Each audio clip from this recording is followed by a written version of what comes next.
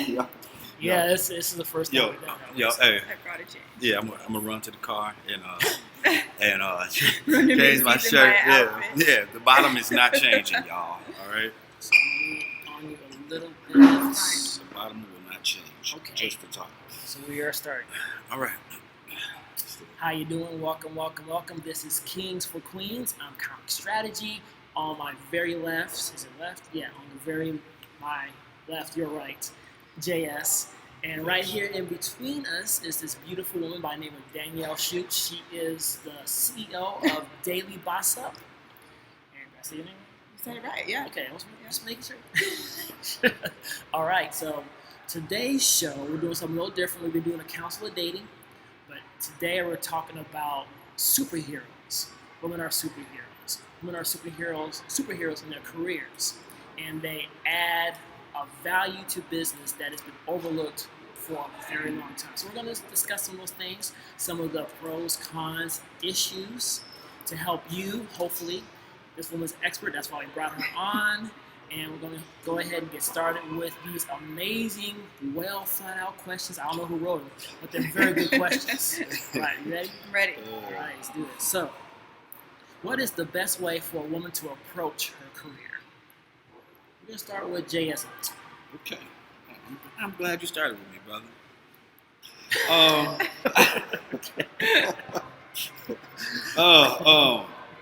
Basically, it's got to start at home with your parents. Okay. Giving you a career-minded mind state, it always helps. You know what I mean? Okay. There's no other way that I know, to start with a child, giving them that mind state of, approaching a career.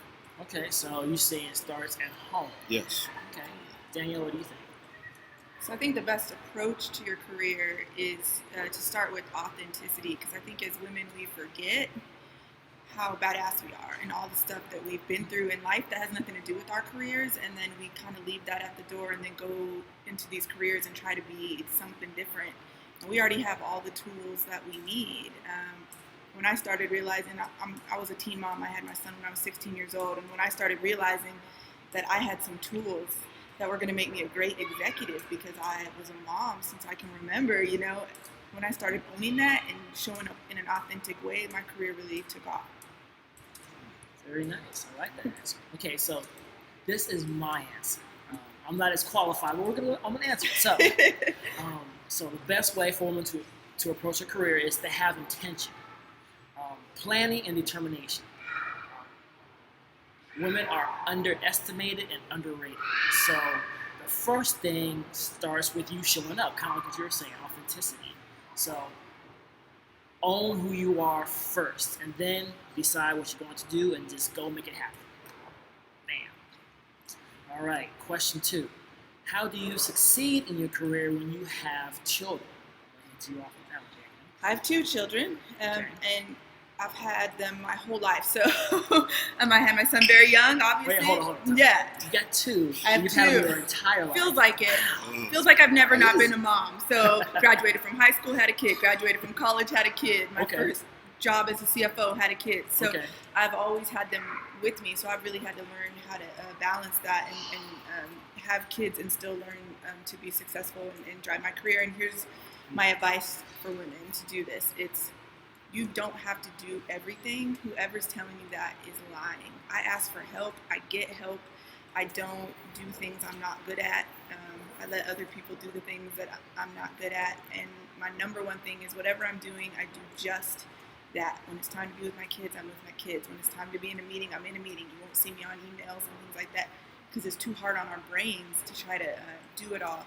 Do what you're good at. I don't make cupcakes and go to PTO meetings because I don't like it. I'm not good at it. I don't like it, and I don't feel bad about it. I'm contributing in a different way, and my kids are good, and they're proud of me. So, just own what you want to do, and remember that your kids are a part of your life, but they're not your life. You can still have a life. You said something that was important because you said you don't do the cupcakes thing. I don't. No. There's a lot of pressure for women to be able to do it all. I cook, clean, blah, blah, blah. Yeah. It's like, well, you don't necessarily have to. If you have what you know to do those things. And if you can get help to get the other things done, ask for it. It's a balance. If you're going to have a big career, then you'll have a little more money. What would you use that money for? Is it to have somebody come and do the house? Is it to have help with the kids? Like, we feel bad if we're not doing it all, and that's just silly to me. Like, we don't need to own that. That's other people's stuff, not ours. Male-dominated thought process. It really is. is. Submissive. She cooks and she cleans when she's making. But they'll sure spend your paychecks, so that's funny. What do you think, JS? You know, wrong with making cupcakes. Hey, or shit, I like making cupcakes. You know, get a taste. Hey, see? So women can have men to do the same. You know, to help out. So it's a good thing. But for me, it comes down to being organized. Mm-hmm. You know what I mean? You know, especially when you have kids, you got to be organized. Being a single father, you have to. You know, I got to organize. You know, having 3 kids and you know, having my boys with me all the time. I have to plan out my day. I don't have as much time as I want to most times, but you got to be organized. So my answer kind of piggybacks. Have you been reading my answers? No, I haven't. No cheating. So I think it's a tough one. What you're asking is not easy.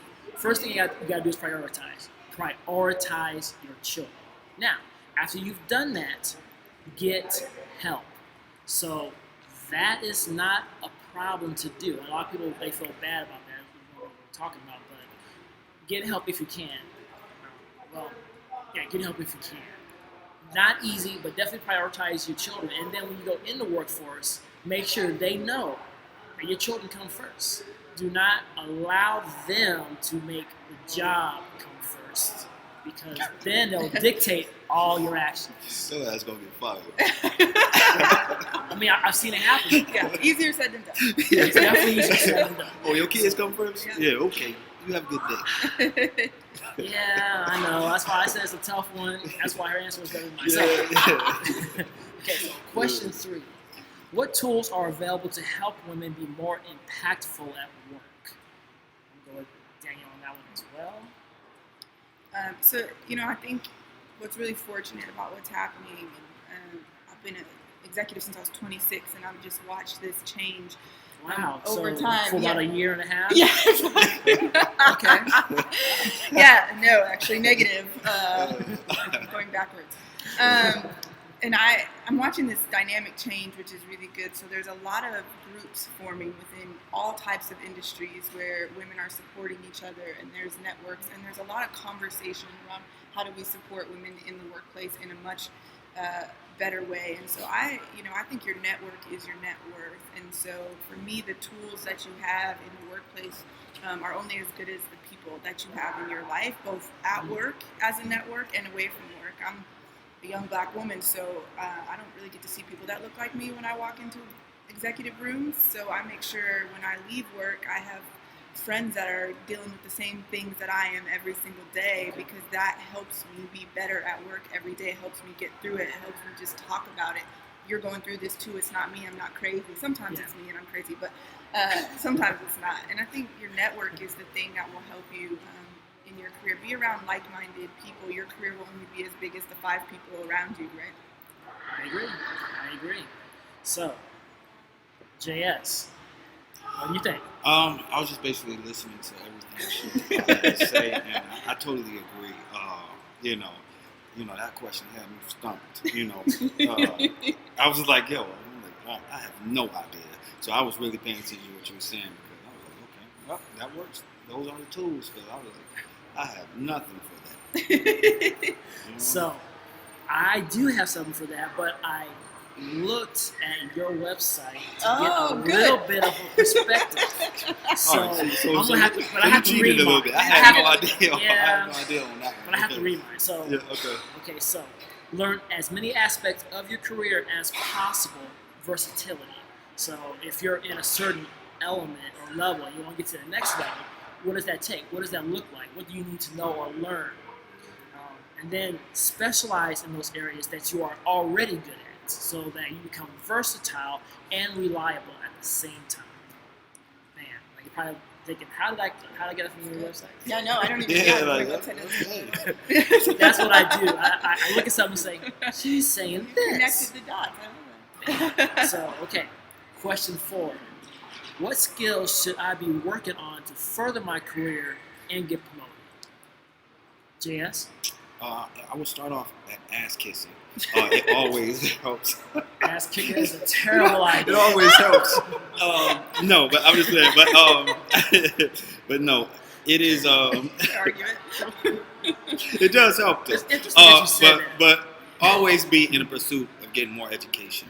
It can always help. But whenever ass kissing doesn't, you can always get more education. Try to move up.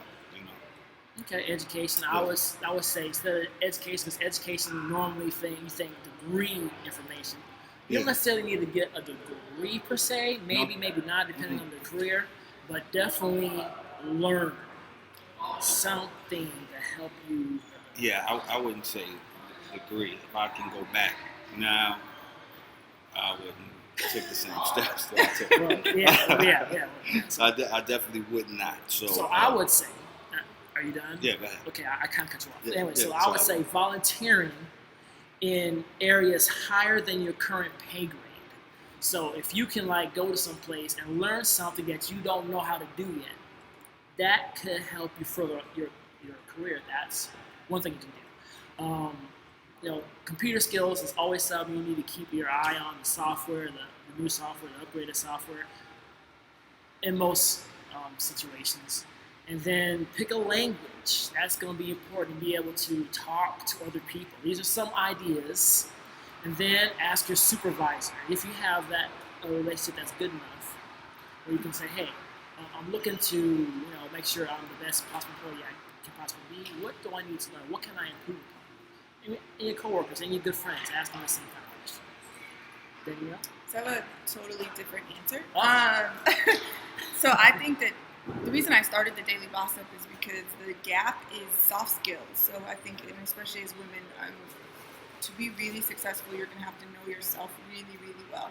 Okay. And knowing yourself is as much a technical skill as anything that you learn in any job, and people don't spend a lot of time doing that. So a lot of self-reflection, a lot of self-management. Where are my areas that I have to be better at?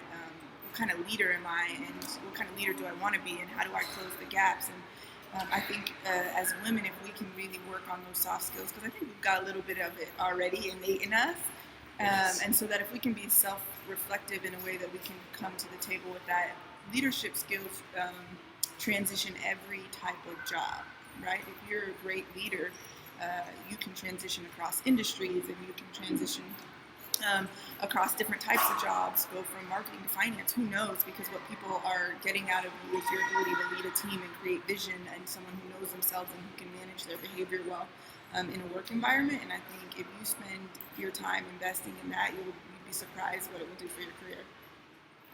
And that's why she's there. That's why she's on the show. You just saw in real time 2 man speakers, and then the influencer comes through with a different perspective, and none of us thinking about. So, that was a fantastic answer. So, we're going to keep this rolling right along.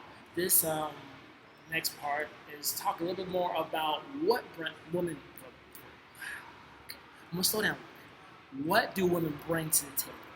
So, the first question is, what advantages do women bring to a male-dominated workforce? I'm going to ask Danielle on that one. She's on the You want me to start? I want you to start. You're going to have to cut me off because there's so many advantages that we bring to I'll be joining you here in a second. But go ahead. Yeah. I mean, I think you're going to touch on this, but I just think, data shows that diversity of thought is the best thing that you can do for a team. The data shows, I'm a finance person by trade, so understanding return on investment and revenue and what happens to a team when you've got diversity of thought, and that's gender, that's ethnic diversity, it's all the diversity that is necessary to make things better. When people bring different perspectives, you get better products and you don't miss stuff, especially in a market of influencers, right? So if you make the wrong influencer mad because you missed something because you didn't have diversity in the room, this can cost you a lot of money. I always give this example. So when Kylie Jenner said, I'm not going to use Snapchat anymore, Snapchat lost $80 billion of market cap in a day. Like, it's unheard of for a company to lose that much stock value because an influencer billion of market cap, which basically determines their stock price. So she's that influential. I think they say she's the most influential woman in the world. So what she says matters. And if you don't have women in the room, and this woman who's out there could really crash your stock, I don't know if they'll ever be worth as much as they were before she made that simple statement on Twitter. And that's happening all over to all kinds of brands. You see it in the media all the time. This is happening because people don't have women in the room and they don't have diversity in the room. And they're making mistake after mistake after mistake in a market that doesn't tolerate it. So I think it's not just important, now it's imperative if you want to be a successful company, is to have diversity of thought, have women in the room. And I think women bring empathy to the table in a world that has not valued it. I agree. JS. I have to agree with what she just said, but my simple little man answer is at least your own man answer. My simple man answer is point of view, life experiences. Basically some of what she covered. But yeah, she always needs a woman point of view, like everything. It helps. You know what I mean? Totally. So, the research. I'm gonna learn how to talk one day. The research shows that in a marketplace, when you add women, especially in leadership roles, your investment capital goes up 66%. Your sales go up 42%, and your equity, whatever that may be in, skyrockets to 53%. How can you ignore those kind of gains just by adding a few women to an actual workplace where they have influence, where they have say-so, where they are part of the decision-making process?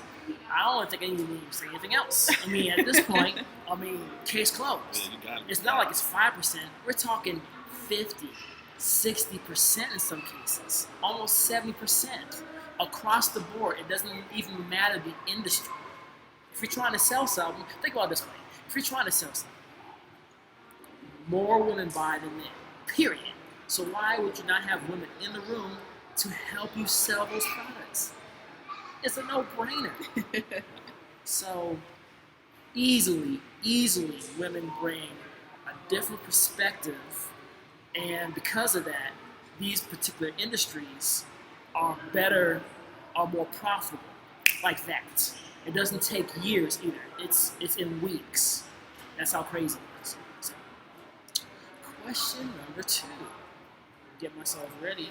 Is a level of compromise required for women when dealing with men in the workplace? Danielle. Compromise on our part? Yes. Oh yeah, 100%. I mean, whether you like it or not, this is a discussion of power and authority, and men still own a significant chunk of the power and authority and decision making across every single industry in this country, right? So you need men to be your allies. We have to teach them how to treat us in the workplace. No one's going to wake up and just guess what that's supposed to look like. And we have to compromise. I have this little saying, like, what mountain do I want to die on? And early in my career, I used to choose them all. Every single battle was mine to fight, and any time I felt the slightest, offense against me, I took those battles on. But it's exhausting for my spirit and my energy and my soul. And compromise on what battle I'm fighting has helped not only like me and my energy and just being more centered and peaceful, but also just really building my relationships with different people in the workplace, because I'm a part of that. I have to help make sure that inclusion and diversity includes everybody, and that I'm not seen as the person who's just going to take you out everything you say. Like, let's have a conversation about it. And I think women, we are going to have to compromise, and we are going to have to teach, and that feels unfair sometimes, to be the teacher of things that are happening against you. But if we don't do it, who will? That's a very good point. So JS, I'm going to ask you the same question. Oh, yes indeed. I believe that regardless, we all have to have a level of compromise dealing in the workplace. And that's especially with men. the way in this day and age that we living in right now, you have to have a lot of compromise. You know, the level. So you think men actually have to compromise? Well, they should. Yeah, I don't think they have to. Yeah, they should, but but it doesn't take place. Yeah, it don't take place as much. But it's as changing because I think some of the movements, some of the things that have happened in the last couple of years, actually are requiring them to have to compromise, or at least to have to sit with, whoa, am I supposed to say that? Am I supposed to do that? Am I allowed to do that behavior? I think some industries are way far behind than others, but I do think that there's some evolution happening where men are having to go, well, is this the right thing for me to do? Okay. It's a different day now. You know, it's a different day. You can really step in some stuff, saying the wrong thing or doing the wrong thing. So yeah, you gotta have a level of compromise. Okay. So I think you've been reading my answers, but I do think that a level of compromise. Well, I think it's a great question. Unfortunately, yes, and I also think it's unfair. But it's like you were saying, you have to pick your battles. Let me give you a very bad example. I thought about this, I'm going to use it anyway. So, you walk by a group of guys, and they're talking about their girlfriends, and they're not saying the very nice or most polite of things. You can take that battle if you like, but you may not want to. Now, if you walk by that same group of people, and they said something vulgar about you, you take that battle. So, you have to be able to discern which is a battle, which is not as a woman.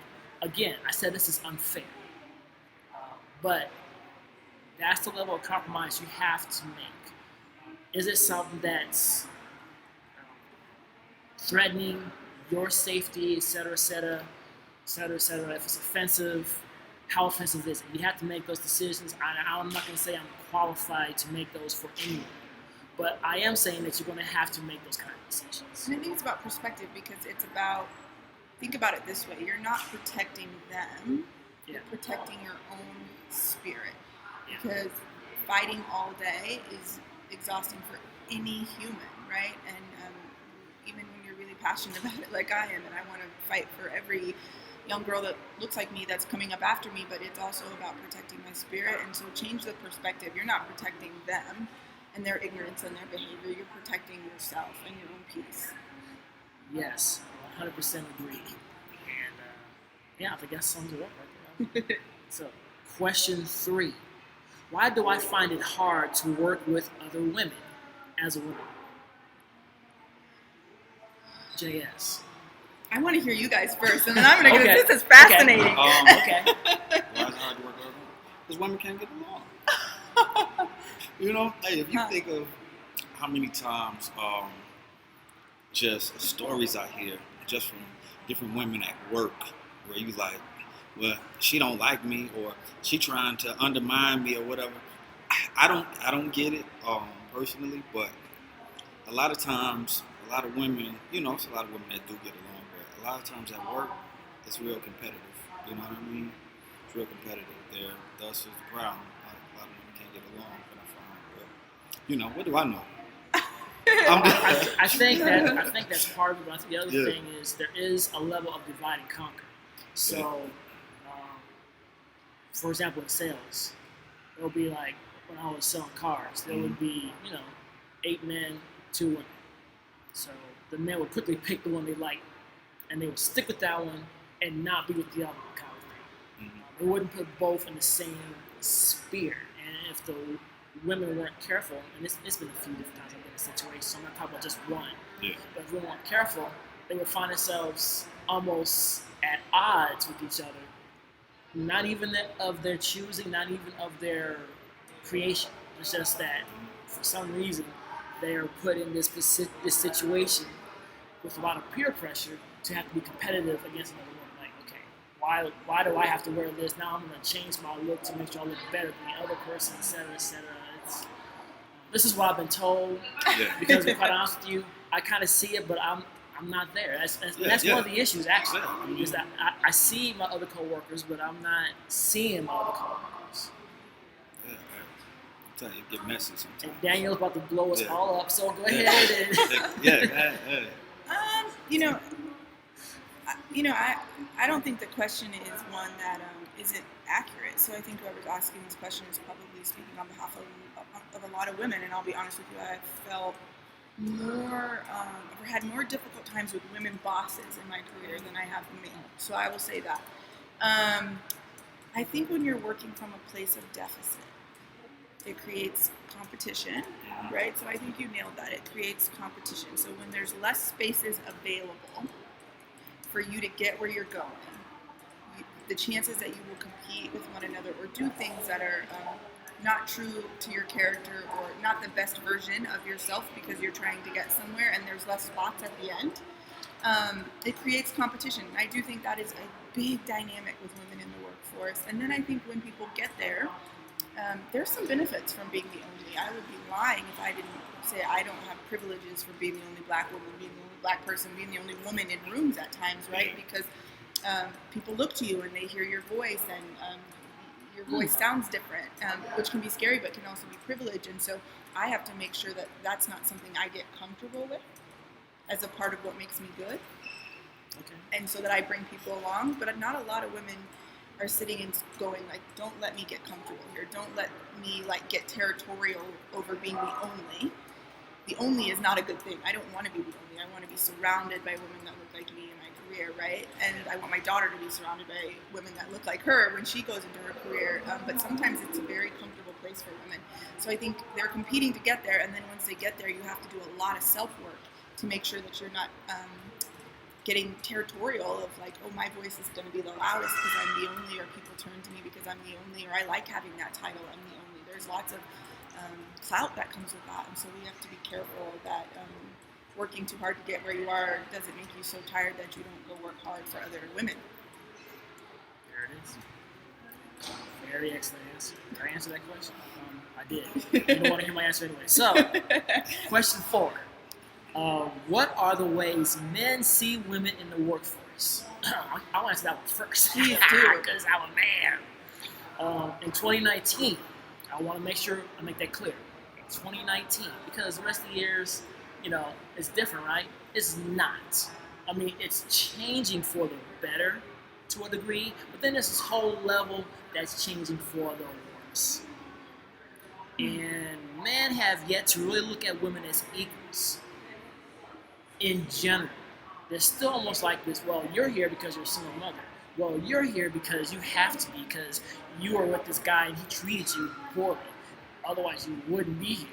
Or you had to get this degree and blah, blah, blah. And so you have a lot of that going on amongst men. Or they look at a woman as a threat, which shouldn't be the case either. Oh, she's going to take all the men jobs. Now I can't be a man. Like, what are you talking about? She ain't coming here to take your job. She's trying to live just like you're trying to live. But that is the thought process. Or, let's just go to the third one. Men see women like sex toys or sex objects. So no matter how smart or where they're at on the totem pole, like, ooh, check that out. She got a nice fat one. I mean, that's unfortunately consistently a lot of conversations. Again, it is changing, and I'll be honest with you, it probably took me, I've probably been this way the last 10 years. Before that, I was a little roller coaster on this stuff, to be quite honest with you. So I'm not saying I'm exempt from some of that thought. I'm just saying that there's a level of maturity that has to take place amongst men, no matter what age, to understand that women are as competent to do anything that we do. Period. I say it depends on where you work at. But I'm thinking to myself, like, those first two, I'm like, damn, where do you work at? Those examples, I'm like, man, there's some men that's just behind. Because I guess my mind just don't work that way. Thinking like, oh, she's here to take my job. Or I'll tell you when it changed for me. What? When I moved to Los Angeles, and I saw a different perspective with all these different people, all this diversity. Yeah. Because I came from, at that time, Michigan. Mm-hmm. And Michigan, it was all about, segregation. Even though we were all integrated, it was segregation. Yeah. So that's when everything started to change. Like all of a sudden, worlds just opened up. You can be right next to the same woman and do this, and that. Not that I thought differently or tried to downgrade, because I've never been that kind of person. Yeah. But I realized that I've actually believed or agreed with stuff as part of my everyday psyche and needed to change. Yeah. And I didn't even realize I was being that disrespectful. So, yeah. I mean, I go to work and I just believe it depends on where you work at. Being that as a black man in America, unfortunately, we don't have as much. Depending on the job, we don't have as much power per se as a white man would in our same field in a lot of cases. So I think when we look at it from their situation, it's totally different from ours. You know what I mean? Well, you make an excellent point because there's a power perspective that we don't have. We don't may even actually have, think the thoughts, but we're not acting on them because we're not stupid. Yeah. We can lose everything quickly. You know what I mean? We can lose everything quickly. So from that point of view, it's like when I just said, it's like depends on where you're working at, because it can be, depending on how men look at women, depends on the job that you're in. I think it's powerful because if you're, again, a minority, you might think all kinds of things, but black men don't get to just say whatever they want. That's the thing. I have a hard time answering this question. I'm not sure how men feel about. I think there's a lot of men who. You're not sure? I'm not sure how men feel about women in the workplace because I've had so many amazing male mentors, right? White and black male mentors. And the other thing is that I think what's wrong is just privilege, and privilege means it's a problem. It's not a problem to me, so therefore it's not a problem to anyone. So that's what's happening in the workforce, I think, with male. I don't think it's their perspective. I believe this is where, like, sort of the simplicity of, in my opinion, sort of the male ego is, which is, are you really smart? And I find that men, it's like, are you smart? And are you good? And are you going to help me make some money? And then you don't run into, like, I definitely don't want you to succeed. Like, I don't feel that from men, but they just say really stupid things or do stupid things. And that, to me, comes from a place of privilege, which, as you said, black male men don't have that same privilege. So you don't see it as much, or maybe your perspective is a little different, or that it equals, it evens the playing field a little bit, because we're all coming from this place, women, black men, women of color are coming from a place of having to sort of try to rise up into power versus having it. But it's a hard question for me to answer. I'm not sure I would love to sit and listen to a group of men talk about how they feel about somebody who maybe has achieved as much success as me. Are they threatened, and what does it really look like? I don't know. Well, see, here's the thing.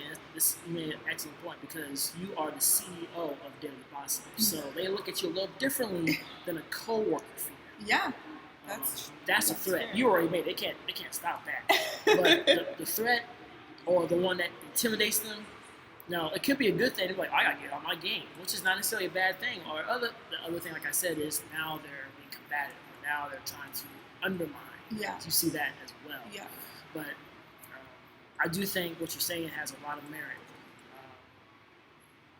But I also think that because you're a CEO, some of those things you can't see anymore. That's so true. It's so true. It comes with its own power, right? Like, it comes with its own power and authority. So then when you have power and authority, your ability to see power dynamics changes and shifts, right? And the things that you feel from people are different. Even just titles carry power, and people treat you differently. Man, co-working title. Woo, boy. People need titles, man. You're going to be like, dude, you just got the job. What do you know? I'm the director of strategy.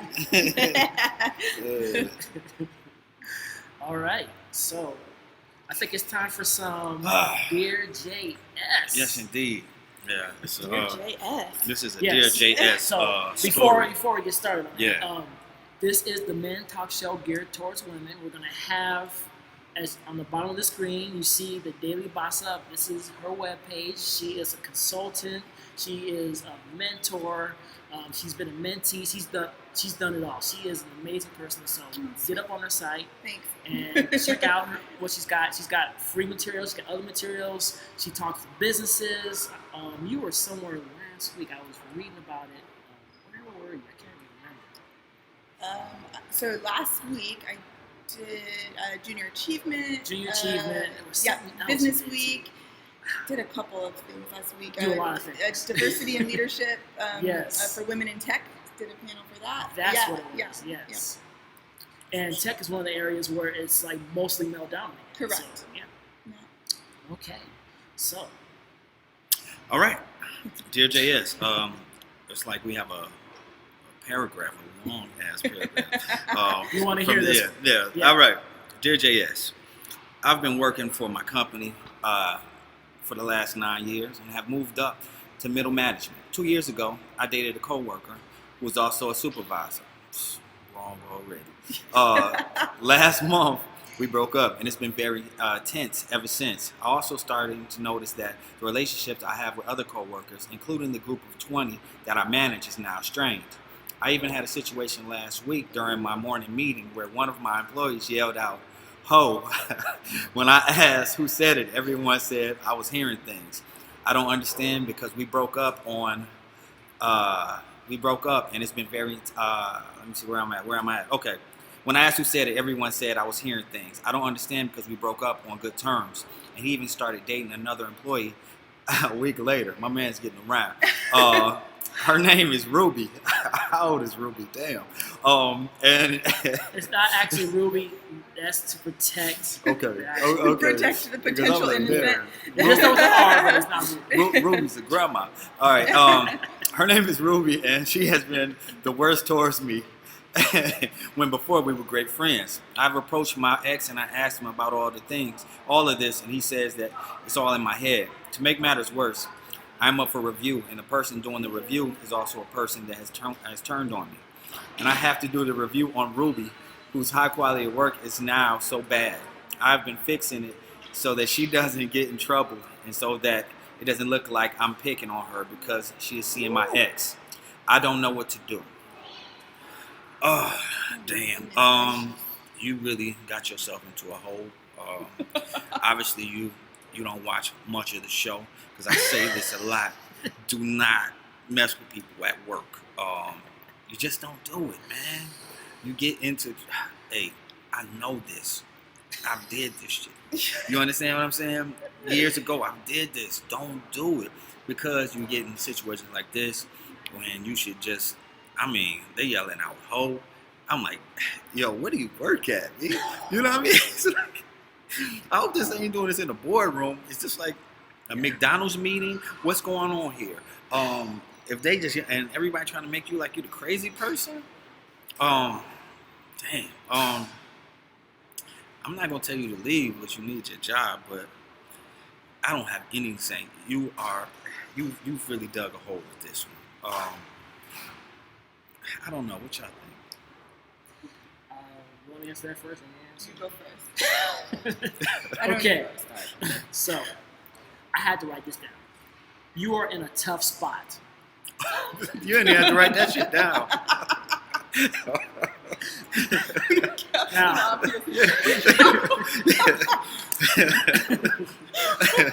so, yes, she is. To me, Really? You don't have any other options. It's time to blow this entire thing up. You're going to have to go to HR. Explain everything that happened. Get everybody involved. Make a big mess. At the same time, start putting your resume at other places. Because even if you went status quo, your job is in jeopardy. So you're going to have to at least fight for your image. At least fight. This is a time when you fight. This dude is trashing your image. Everybody believes it. So he must be a likable guy. And he's used that to his advantage and is throwing you under the bus. Even if you had a poor relationship or he treated you poorly, that's not something you discuss at work. But this is the issue with work relationships. People start talking, they get around the cooler, or after work, they go get drinks by a local bar, and now you have another situation. So you're gonna have to blow it up. HR and have detailed information, write it all down, go straight to them, and it's not gonna be great. You might have to sock Ruby. You know what I mean? No, do not. Ruby might have to get it. Hey. Don't stop Ruby. She's the least of your problems, Ruby, actually. Ruby, I done told your ass. So you have all this stuff working against you, which is not true. And then you hit Ruby, and this ruins all your potential. Ruby. Do not. Oh, Ruby. Like, yo, you ain't Danielle, getting no raise, Ruby. Danielle, what do you got? What do you got for this? Oh, yeah, really. So you're in it, so it doesn't help me to tell you you shouldn't have dated a coworker. So I'll just let them tell you that, like they just did. And it's not because you can't handle it or any of that stuff. It's just about image and brand, and that it's hard enough as a woman in the workforce. And then when you start dating people, then people will talk about anything except for your merit and what you're good at and your performance, which is what apparently has started to happen in your case. Ruby is the least of your worries, I would actually say. Like, who cares? Like, you're gonna have people in your life that aren't treating you well. Sounds like you're somebody who, like me, does care what people think, wants people to like you, want to be a good boss. So that's probably part of it, is that you need to give yourself a break around how real is this, in the sense of how much of this is about, like, you're worried people don't like you anymore. This is your job, so if you want to be liked by everybody, you're going to have a really hard time for the rest of your career. I do think you're in a tough spot, like he said, in the sense where you're going to want to put some protections in place around your brand, around, your merit. Make sure that you've really documented your performance, documented why you got promoted into the middle management, and then get a mentor at that place until or if you want to move on. I do think you're going to struggle now, if this is a part of your brand, to move up to the next stage. And it sounds like they're making your life pretty miserable there in the daytime, and you may not deserve it, but it does sound like it's a pretty miserable situation. So I agree. I struggle sending people to HR. That usually, especially if you're a woman of color, does not work in your favor, except for maybe to provide some protections once you leave in the form of severance and things like that. But I would put some protections in place around your performance and making sure your performance is very well documented, not just now, but getting you to where you've been, and understand the contributions you've made and be able to speak to those really clearly. And then you're going to have to, like, try to ignore just the way people are treating you, except for if they work for you. I mean, that's not acceptable. You have authority, so do something about that. If people work for you and they're calling you names, they're not listening to you, they're gossiping about you. Now, being someone's boss, you're going to get gossiped about for the rest of your life. That's called being the boss. Yeah.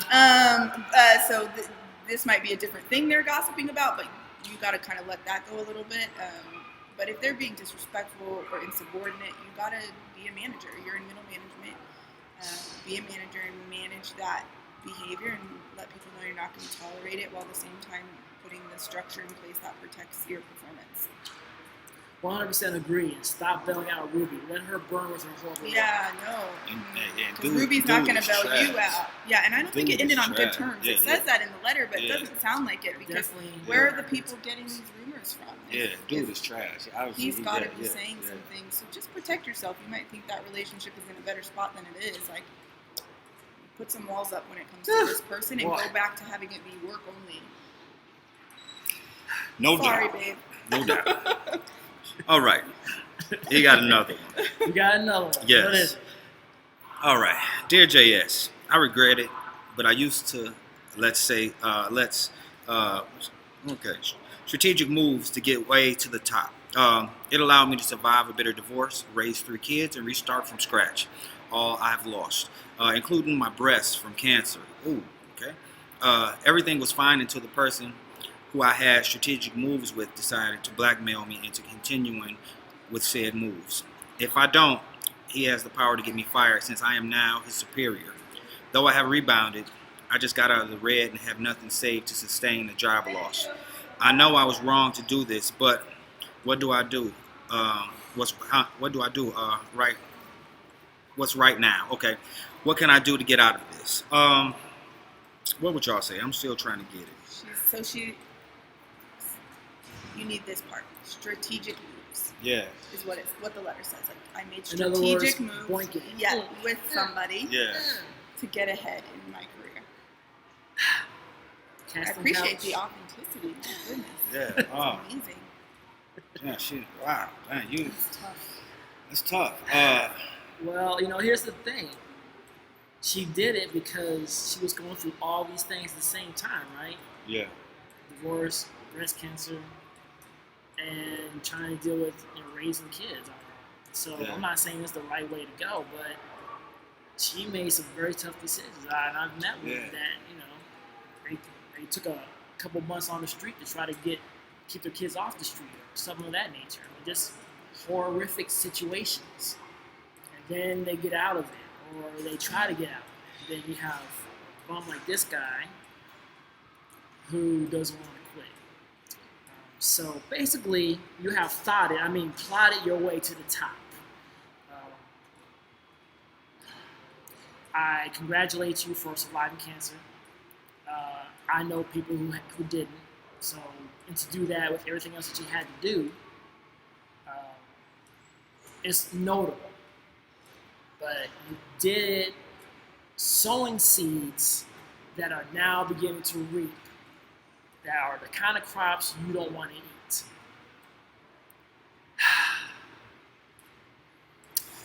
So, you made it through some tough times, but now you have more tough times. You're going to have to make some more tough decisions. You got to get your resume out. You're going to have to try to find another position. And unfortunately, I would not suggest you go to HR on this one. And you got to find a way to keep him from going to HR. Nothing I can say makes it sound good. It's such a horrible situation. Yeah. It sucks. Here's what I think you have to start doing immediately is figuring out what real worth you're adding in the workplace, because this story that you're telling yourself, like that's the only thing that got you ahead, is not going to help you. Like when you do go get a new job, you need to be able to speak to all the great things that you did to get promoted, that you got, I know that you are feeling guilt about this, so this is the only thing that you're thinking about as far as how you might have got ahead in your career. I suspect this is not the only thing that you did to get ahead in your career. Usually doesn't work like that. So you have to start to work on some self-worth stuff here, because this is a really deep self-worth issue that you have. Even the way this letter is written is that this is the only reason that you got ahead, and you did it to get ahead. So what do you offer that's going to make your career great beyond the current situation that you're in? Because you probably have a big career in front of you, and we all fall down in different ways. And the other thing I would do is stop immediately. And whatever that means for you, you've got to stop. Like you can't keep with the strategic moves with this person. Like you've got to stop it, document that you stopped it, document it when it started, because I think you were saying it started before you were his superior, and maybe document the threats. And he might not be as willing to go to HR about this as you think he is. He probably just really likes you and wants to keep this thing going, and we don't always handle heartbreak well as humans. So don't give him too much of your power before you're even in the situation where you get to have a voice, and stop just stop right away, and know that might come with consequences, but they're going to be consequences for him too, and he knows that. I mean, that's ridiculous to be blackmailing someone in the workforce that way, and I'm sorry that you're going through that, but I also think you got to step back and do some self-worth work, because when it is time for you to get a new job, even if you stay in this company, I'm sure you have career aspirations. You need to be able to speak to what you're great at and what you're talented at, and I promise you those things exist. So do that work. Now you did say something that's important. It seems like you got up the ladder by That may not actually be the reality. That's true. You may actually got there through merit. Even if that's not the case, guess what? You got there through merit. So that's what you have to go with. And cut dude off is not going to be pretty. This is not going to end well. No, it's going to be a lesson that you're already learning it. I can tell by this letter that there's remorse and guilt. And just remember, nothing is as hard as breast cancer. Yourself. Make some decisions that aren't good. Forgive yourself. Forgive yourself. Forgive yourself. As ugly as it could get, it will not be as bad as stuff you've already conquered. So you already have the tools in your toolbox to conquer this and be strategic about it and get through it. You've already been through way harder shit in your life, like, clearly. Yeah, you beat cancer. So you can beat this. Divorce, that stuff, this pales in comparison to that. Even if it ends horribly, as he says, it'll still not be as hard as the things that you've already conquered. So you can do it. Mm. Hey, y'all make my life better. Seem so much easier. It's really complicated. Yeah. What are you going to work tomorrow and just be like, I'm all right? Yeah, I am good. You know what I Everything's mean? okay. I am good. Thank you. You know what I mean? For letting me hear about y'all life, because it makes my life so much happier. Thank you. So with that being said, this is Kings for Queens. Thank you for watching. We'd like to thank Danielle. She's going to be back next week for our next show, which is about the workplace and dating. Oh, perfect. We're doing an entire show about it. So we're going to get more detail. These letters kind of led us in to the next show. So as part of the Council of Dating, what is dating in the workplace? What does it look like? And tune in next week. Same bad time, same bad channel. We're going to be on Sunday and Wednesday nights, 7 p.m. Keep an eye out for it. So our replays on Wednesday. Our watch parties on Sunday. Anyways, thank you very much for being on the Thanks show. for having me. Yeah. And we will see Fun. you next week. Yeah. All right. This is Common Strategy. Danielle Shoots. JS over there. And we are out.